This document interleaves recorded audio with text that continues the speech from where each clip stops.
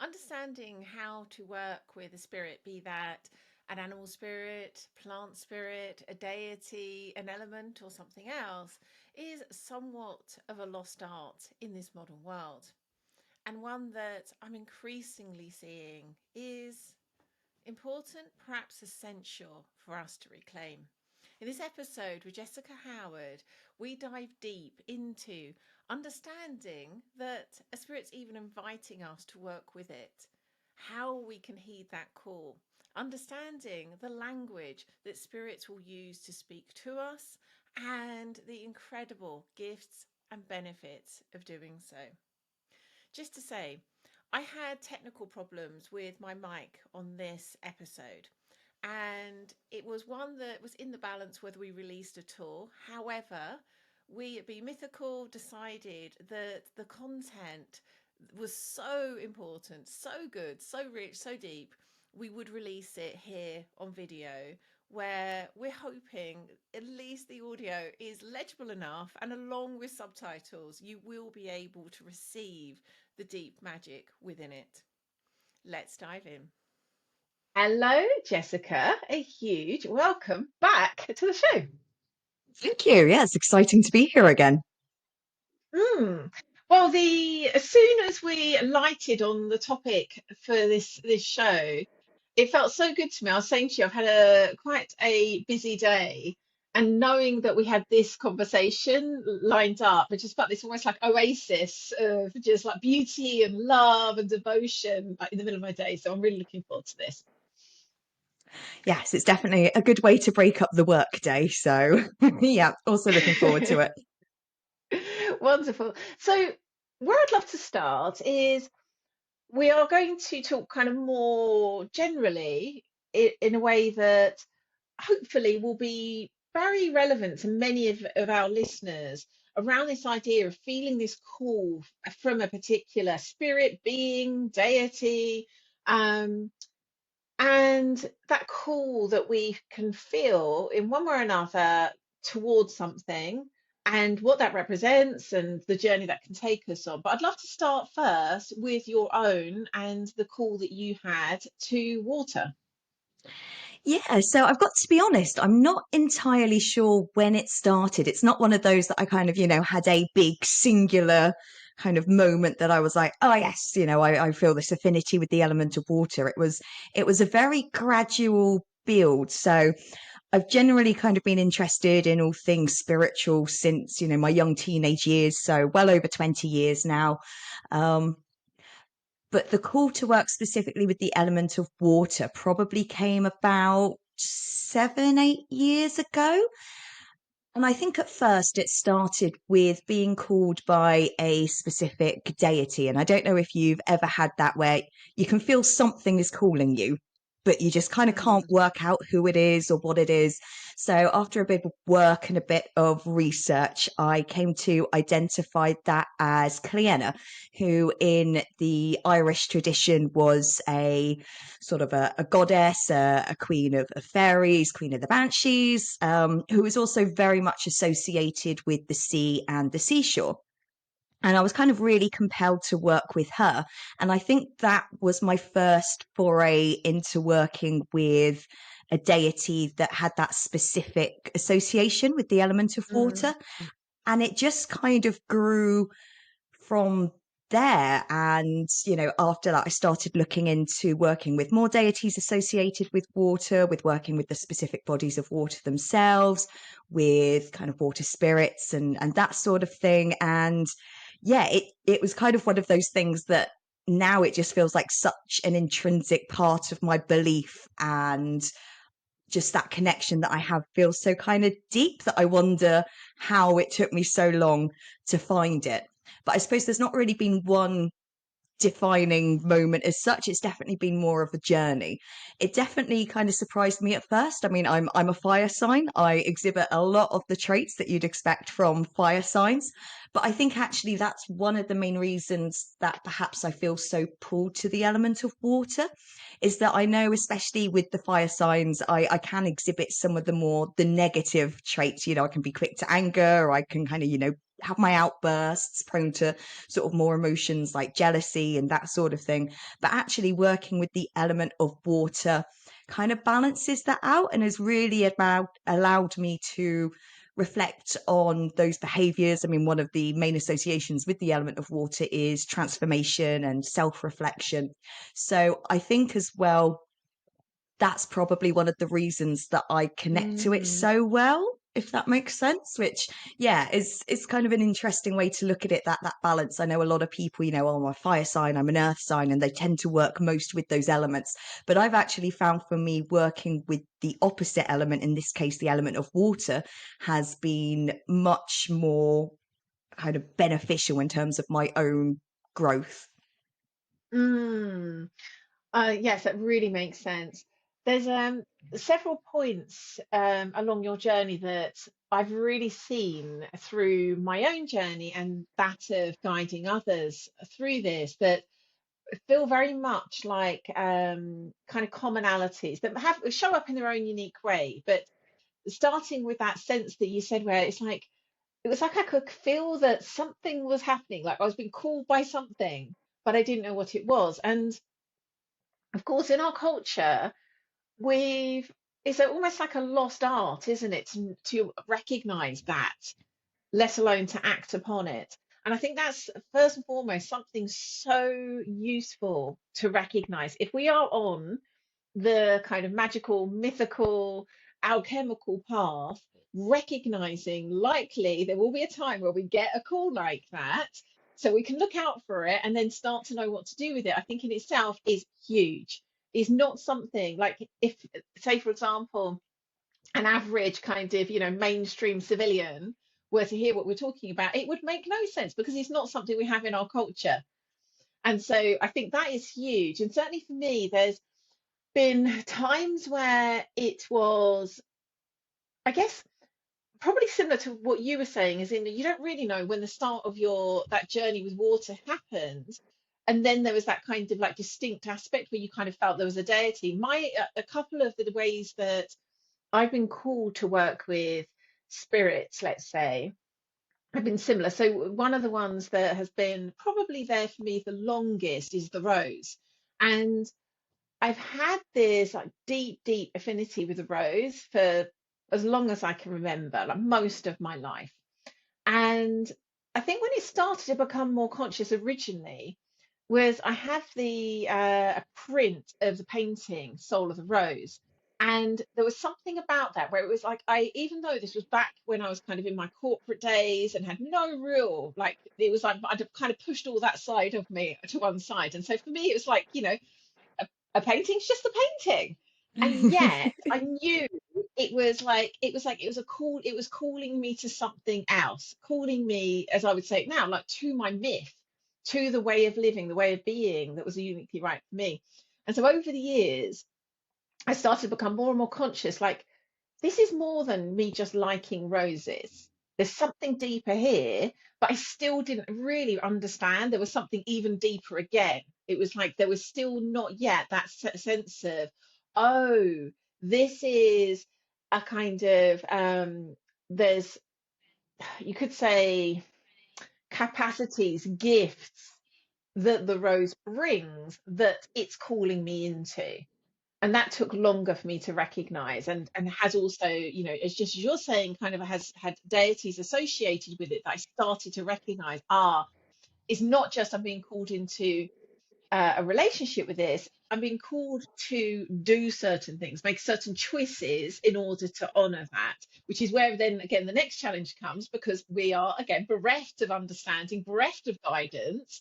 So I'd love to know, like, how did you, when you were saying you started to research what that deity could be, how did you know that? I know that you already had some background in, say, witchcraft. So was that because of what you'd already learned, or was it instinctive, a bit of both?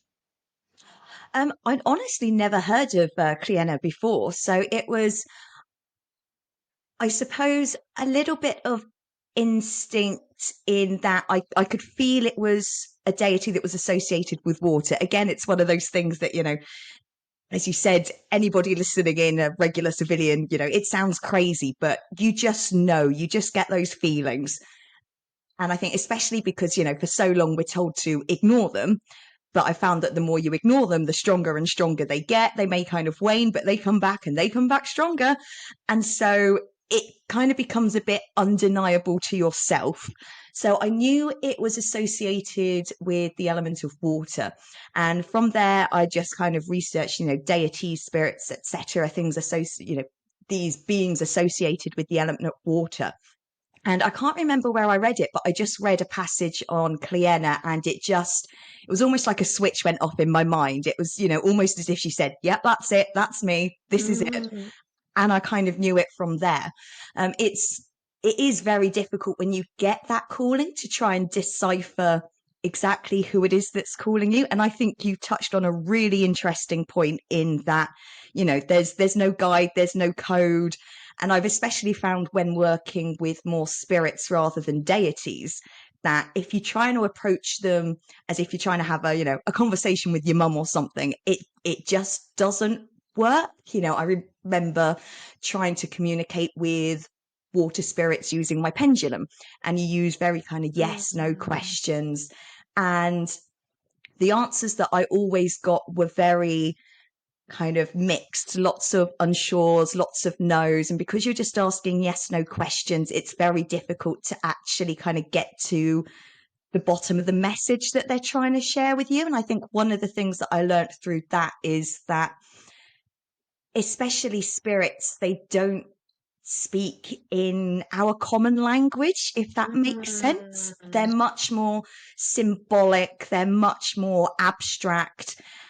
And I think understanding that as well was really kind of helped deepen the relationships that I have with things like spirits and deities, is to just forget everything you ever knew, throw the rule book out, and just listen and kind of understand that, yeah, it's not going to be a nice packaged dream where they turn up and say you need to do X, Y, and Z. You really need to Mm. actually kind of listen with more than just your ears, and pay attention to the symbolism that's around as well. Oh, I love that so much. I really do. There was something interesting you said, which was, I thought, a great metaphor. You said something like when you initially started working with pendulum, it was like there was something you had to go deeper. You said something about going deeper, and I was like, that's such a great it's kind of both a metaphor and a literal example of how Yeah. each of the different spirits or beings will teach us how to listen, how to relate in the way that's right for them through, as you say, symbols, through metaphors, through us becoming really intimate with them as they are, rather than our projected view of, for example, one of the most important beings in my journey is an oak tree. And it's like I have to put out aside all my ideas of trees and oak trees and even that tree and get intimate with it in its own right. And by doing so, you learn the language. You start to even, start to like think oak or think water. It becomes like part of your being where you can then speak the language. But that requires that humility, that not knowing, like you say, just throw out this like, oh, I'm just going to speak to it in my, whatever my mother tongue is, and he's going to speak back to me like that. Occasionally, with certain types of spirits, it can happen. And certainly, I've noticed at particular points in my journey where I wasn't yet ready to really understand what was required of me to learn the language. There was a little bit more of a direct kind of transmission, almost like we're going to give you a little bit of a kind of like, bless her heart, she doesn't know what she's doing. Or kind of Trying, yeah. yeah, stabilizers so she can learn to ride a little bike until she's ready to properly listen. I don't know if you had something similar, but that's what I've noticed. Like there's times where they'll speak to you a little bit more in a way we're expecting, but that doesn't last for long. Yeah, and I think especially thinking about starting off. So one of the water spirits that I work with quite closely, they're known as the well maidens. So they come from a poem called The Elucidation. It's very kind of ingrained with the Arthurian legends and the Holy Grail. And the story kind of goes that, you know, they were once the keepers of the wells, and travelers along the path could turn up at the wells, and the maidens would give them food and water and anything that they desired. And they were very kind of, you know, helpful. They were spirits of abundance. The king at the time abused the maidens' hospitality, and so the maidens disappeared from the land, and the land went into decline and kind of became a bit of a post-apocalyptic wasteland. And then comes Arthur, and, you know, he's trying to restore the wells and restore the maidens. Um, and definitely when I first started working with the well maidens, it was very much more of that, okay, you know, I'm going to communicate with them through tarot, and I'm going to communicate with them through my pendulum. But especially after working with them for quite a while. So I now actually have a space just up the road from me. So again, they're associated with wells, very few of them around, but I'm quite lucky that just up the road from me in a park is a well. It's a couple of 100 years old. It is now kind of buried under the ground, but there is a website called GeoIndex, which maps all of the wells here in the UK. So I've Oh been able wow. to actually locate the specific point. And I actually, a few months ago, kind of went up there and performed a bit of a ritual to invite the maidens back into the land. And that was such a powerful experience that now it just feels like that relationship is deeper. And actually I prefer to communicate with them by kind of going up there and again just listening and seeing what thoughts, images, etc. come to me, rather than needing to rely on tarot. And actually I find that, again, because they speak that different language and you've got that better understanding of that language now, that is much more effective in terms of how connected I feel to them, than relying on, yeah, more, I suppose, kind of physical tools such as your tarot and your other divination methods to Mm. speak to them. Yes, I love that. So you've mentioned a couple of times things like tarot, symbols, and what I've what I've learned over the years is that just you're saying it isn't necessarily that we can use these tools, these ways that have typically served us when it comes to this communication. Can work, but often it isn't the thing. However, there is a kind of almost like universal like language of magic, which is symbol. And whichever doorway or doorways we take, whether that be astrology, whether that be tarot, whether that be runes, you know, the Kabbalah, whatever the thing is, there is this really like beautiful interweaving of magical symbol that it's almost like, you know, that in itself can be a calling from a spirit, like, say, for example, the spirit of the tarot.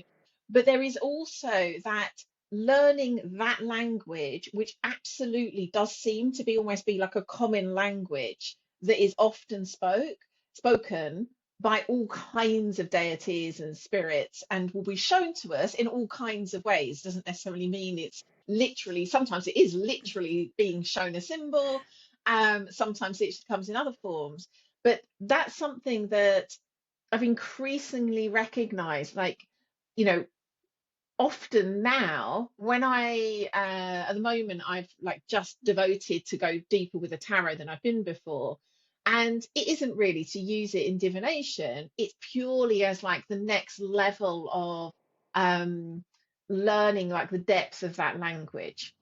And so I'd love to know your thoughts, whether you've recognized like how that's shown up for you and how your previous understanding of symbols has served you. Yeah, so I think it's a really interesting point. I think one of the things that I've always been quite interested in is journeying. Even before I started working specifically with the element of water, there was kind of a great deal of journeying within my practice and kind of, you know, traveling to meet guides and that sort of thing. So I think I've always kind of preferred that as a method. And within that, it usually is very kind of symbolic. You'll go and they'll perform, and you'll meet them and you'll perform an action. Let's say, for example, just thinking off the top of my head, washing your feet in a well, for example, which, I mean, it could mean a lot of things. I also always think that symbolism is really, really personal. For example, Mm, I think color is a great one. We often associate the color pink with romantic love, but if you went to, I don't know, the funeral of a close friend and it was full of pink roses, you could for a while more have the association of the color pink as something more associated mm, with grief than romantic love. So I think that when it comes to symbolism, it is all very, very specific to yourself. And I think whilst there is this common language in the way that communication happens, how you actually interpret that communication is very personal to someone. I mean, we could mm, we could work with, we could both work with the well maidens and they could have the same message for us, but they could present it with a very different symbolism depending on our own personal symbologies. Those can be things, let's say, for example, that, foxes are a big part of my life. I've got lots of foxes running around this area, but you may have never seen a fox before in your life. So if there was something that they wanted to communicate, I mean, often the fox is symbolic. I mean, for me personally, I have worked quite a lot with the fox and the spirit of the fox in the past. And the fox has always come to me when something isn't quite what it seems. And, there's a bit of an illusion going on, mm, and it's just kind of telling me to be a bit careful, that if that was the message that a spirit had for me, it might present, a fox in the journey that I'm undertaking. But for you, it may be something completely different because a fox isn't mm, something you have that association with.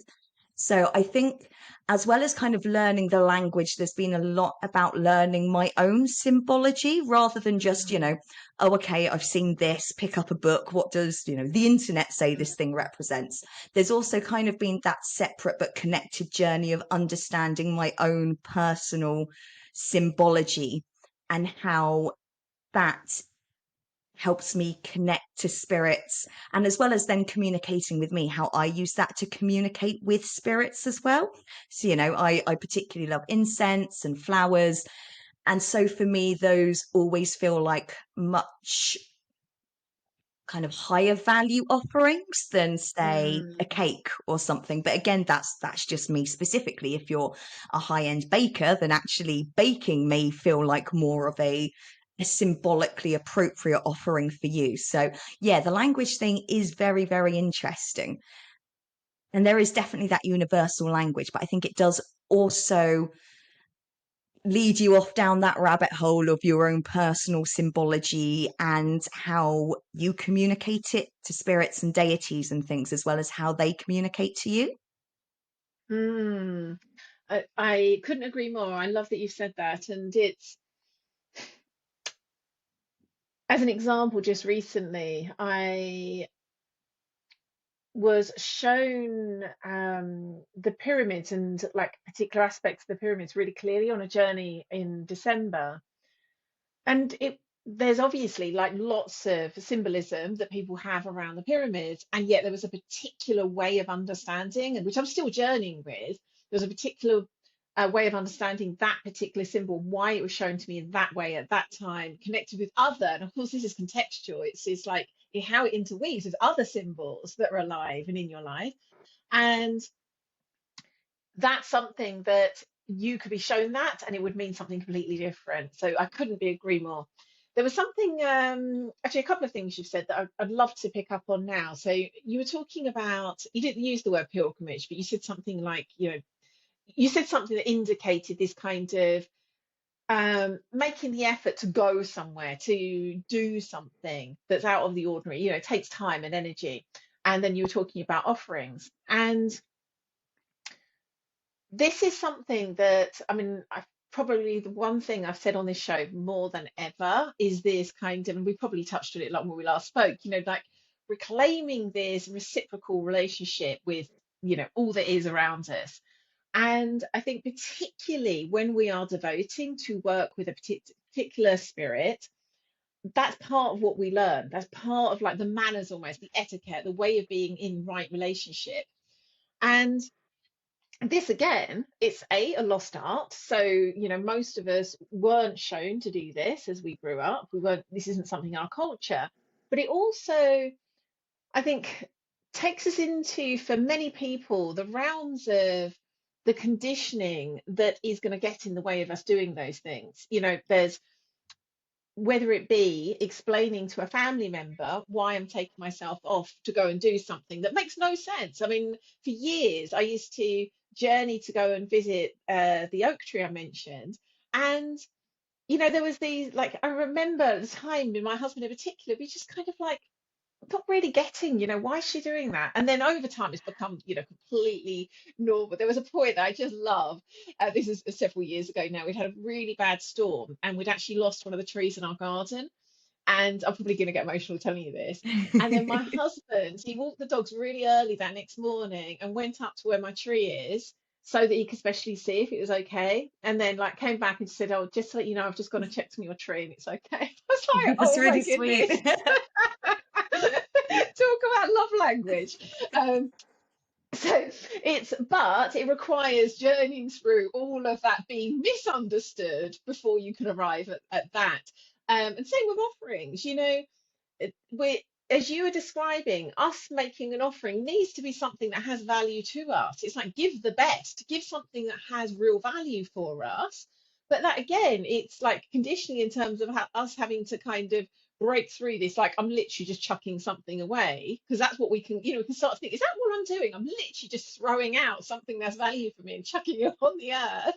And of course, other people's judgment. I mentioned on a show the other day about I'd made some offerings of some really beautiful ripe peaches to the silver birch in my garden, and my gardener went past and he went, it's like you could tell he was like so discombobulated, like, oh, like, sorry, why are they there? And I think I said, I've given them to the silver birch, and then he'd said something like, oh, does it like them then? And I said, yes.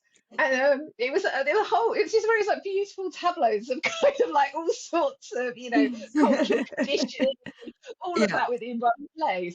And at this point, I really don't mind. It's okay for people to misunderstand me or think I'm a bit strange. Like, I'm okay with that. But at one point, I wouldn't have been. And I know many of our students are also in that kind of like, that in itself is an initiation. That in itself is a real challenge that I think is worth recognizing is present in this. But I'd love to know your experiences of that. Oh, absolutely. Yeah. I mean, I can think of several times, especially early on when, I'd go to, there was a particular pond near where I used to live, and just kind of at the edge, it had this really beautiful tree stump. And I always felt kind of cool to leave offerings on that to the spirits of that particular pond. But yeah, many times just kind of stood there looking around like, is there anyone watching? Are they going to think I'm mad for just leaving some biscuits here? So yeah, there's definitely at first that kind of that trepidation and the self-doubt, because also, as you said, you Mm. just kind of think, why am I doing this? This is ridiculous. Like, what sane person does this? And I think it's definitely it's that leap of faith, isn't it? It's that Mm. just trusting in that higher power and just doing it. And again, kind of as I said before, you can ignore it, but it will come back, and it will come back stronger. And once you've kind of made that leap, then yeah, you definitely begin to feel a lot more comfortable in yourself. And as the relationship strengthens, you feel a lot more kind of confident in it, that by the end of it, you're waving at the dog walkers as you're burning your incense and hugging the tree. And, it matters a lot less, because that's just kind of the nature of those relationships. I suppose it's almost like, you know, I know you can't really compare it to human relationships, but it's like your friends doing something embarrassing. So you do something more embarrassing to take the attention off of them whilst they go and sort themselves out. It's that kind of, this relationship means more to me than what people think, or what even I might think about myself. And I think that's Mm. definitely one of the biggest lessons that I've learned through working with spirits, especially. And I think every spirit that I've worked with has come to me for a very different reason. I mean, I've kind of had ones that just want a bit of attention. They just want to be acknowledged, and, they'll steal my stuff and I'll kind of acknowledge them. They'll return it in kind of, very traditional Fae style. But then there's also the ones that actually kind of, they have a message for you. And that message could be something related to, your career, for example. But then I've also had those who want me to actually kind of look within myself and challenge my own behaviors. And I've had those that are contacting me because they want me to help protect the area that they're associated with. So I think Mm. as well, there's many different reasons why the spirit may contact you, or has, contacted me in the past. And it's always worth, no matter how bizarre the asks seem, how bizarre the actions or the messages, just following them through and seeing where that ends up, because it's usually, again, thinking about how a lot of it is very symbolic. You won't often, or at least in my case, a lot of the times I haven't really understood what's being asked and why until I've done it. And then kind of further Mm. on down the line, it's been like, okay, that makes sense now. And I see that, this was the purpose of this. And yeah, I think it's definitely worth just taking that leap of faith, but also just trusting that this may not make sense right now. But the more you build that relationship, the more sense it will eventually make, and the better off you and potentially the spirit will be once you've followed it a bit further. That's a really, really beautiful point. There's many experiences I've had that's been present, and I think increasingly the more you trust, and it's more than trust, it's just a kind of like, the more this just becomes the normal way of being, the more I've noticed that those messages, those invitations have less and less kind of clear meaning. It's like the what's being asked is clear, why it's being asked often isn't. And that's, it's, but you're at the point now where you just wouldn't consider not following it. And so there's kind of like, there is just this, okay, I by now I know this is the thing to do. And in the early days, there was certainly much more um, resistance in me with those bigger things. One of the ones that I've mentioned several times in this show, because it's, for me, the like one of the biggest examples of this was at the point where I had already been working in, I guess what you could say is very kind of like animistic fashion for some time, and was already doing the work I do now, and then had a very, very clear call to devote properly to shamanism. And it just was not something I wanted to do. I had a lot of resistance. There was like no reason for me. There was like, I'm already, those relationships I'm already kind of in. I'm already doing the work I'm here to do. Why would I even want to do that? Let alone the fact that there definitely was, a lot of wounding, and kind of there's reasons that actually held real fear for me. And at the point that happened, I kind of had already learned enough. I knew I couldn't say no, but I could say not yet. And as you said, and then the call kept coming, coming. Yeah. And then at some point I was like, okay, I'll do it. And then it was only kind of as I began that, all of my shamanic initiations, there was one point so clearly I remember, it just sort of came out of a ceremony, and I just had that moment of, oh my goodness, I understand now. I may not know what this is going to lead to, but I am in exactly the right place. This is like, they couldn't have been more right. Like, this is what I should have done. Yes, thank Yeah. God I listened. Thank God they told me to do this. And it can take, again, that like real leap of faith to like jump into something you really don't want to do, or you have real fear for, and just get to the point where you're like, there is no other way of living for me now. But I think just knowing that those, it's not that say that every single thing we're going to be asked to do is going to be, have so much fear, but I have noticed we are called to things with less and less context, and often things that otherwise we wouldn't have done. Absolutely. And I think the fear thing is really interesting, because I know especially a lot of people will kind of, so spirit work, it can be very dangerous. There's some very kind of negative spirits out there and things like that. And, I've definitely been guilty, in the early days of kind of, touting that as well.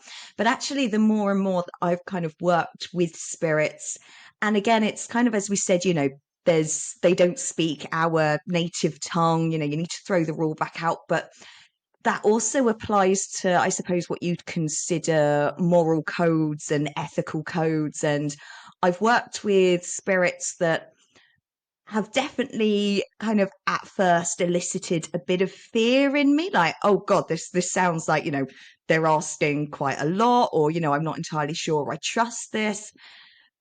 But actually what they've been asking me to do is that kind of the shadow work, the reflecting on my own Mm. negative behaviors. And that is also very, very difficult.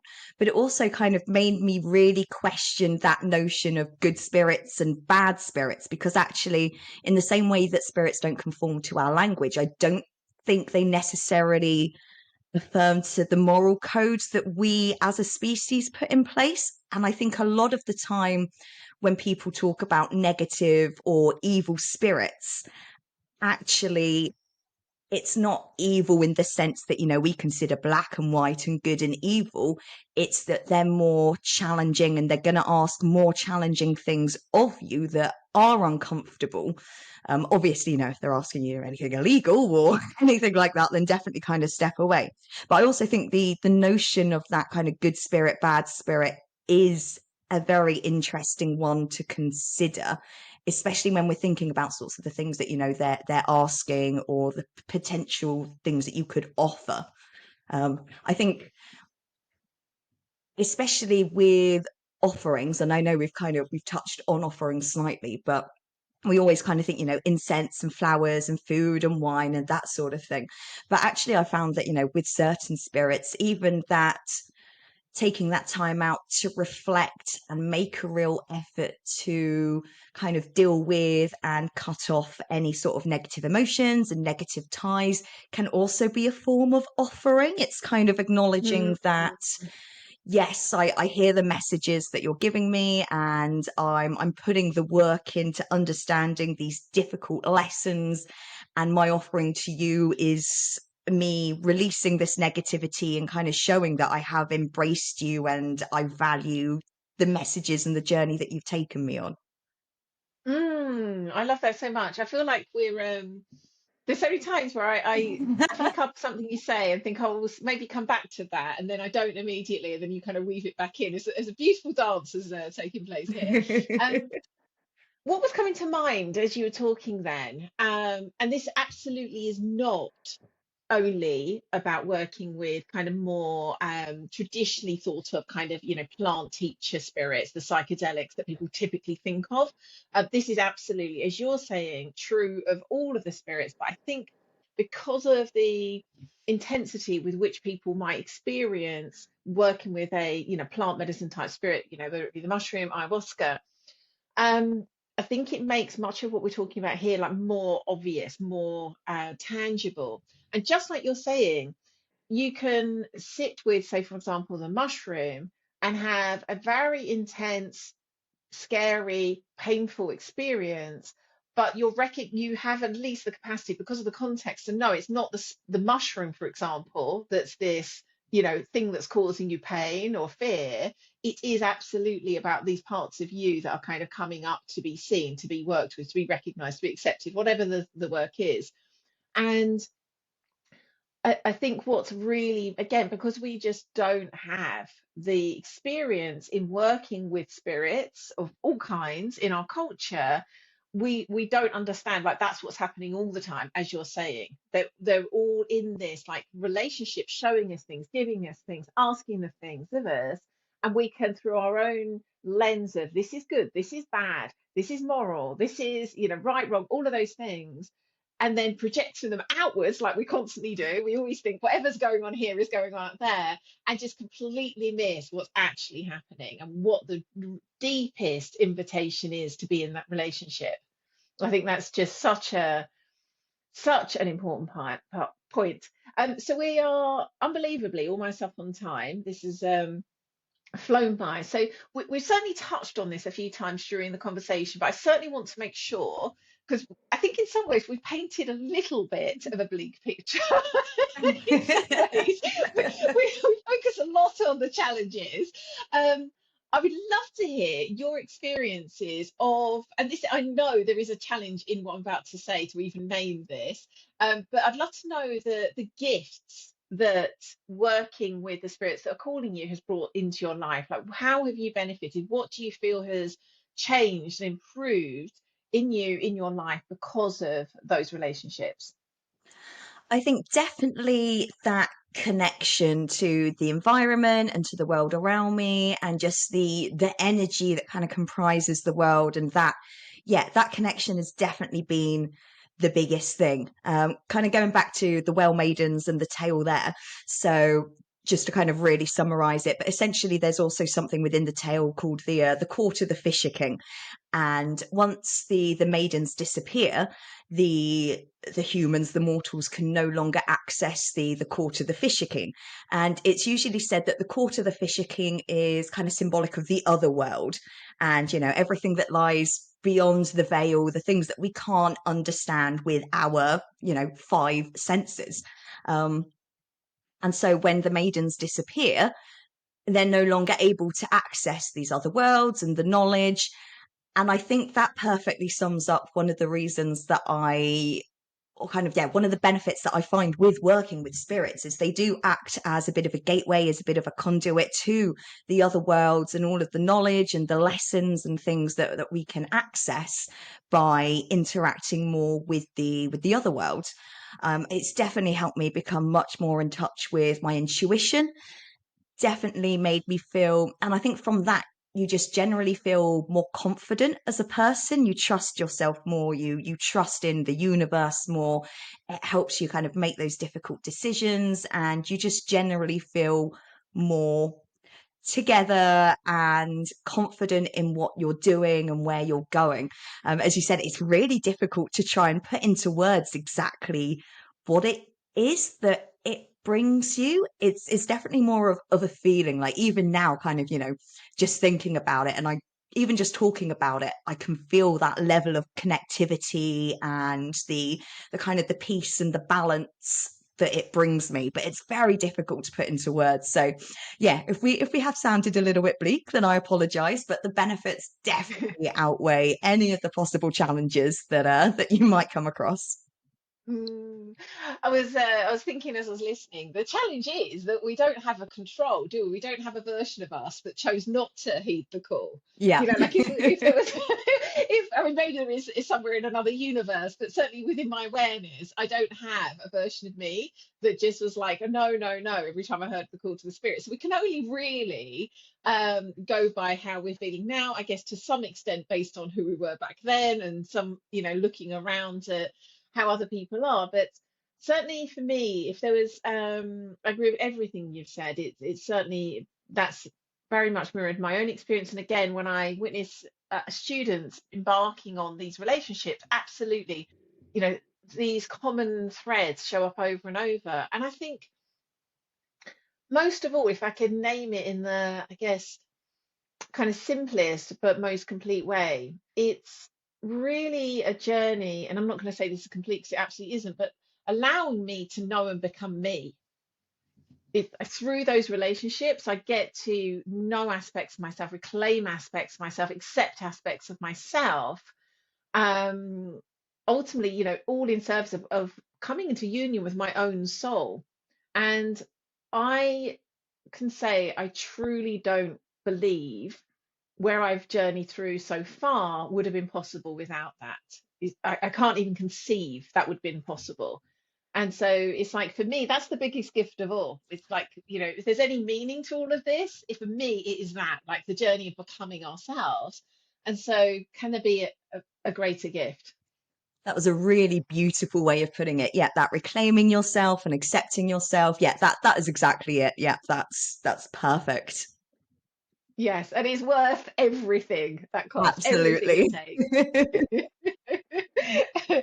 Oh, well, I must say before we finish, I just feel such a sense of like honor and reverence and appreciation and gratitude for certainly all of the spirits and beings and deities that I work with, also yours. And like, thank you so much for being willing to share what you've taken, your wisdom that you've received from working with your spirits.